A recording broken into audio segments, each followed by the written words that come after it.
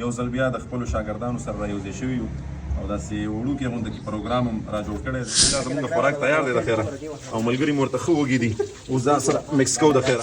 روژه په خوله د سوات نه د ګرمۍ په موسم کې پېښور ته پیدل راغلی وم. داسې ده که نه په ټایم کې را رسېدلی؟ یاره یوه ورځ او زما خیال دی چې 10 بجې په څو پېښور ته رسېدلی وم. شپه هم پکې راغلی وه؟ شپه هم پکې راغلی وم.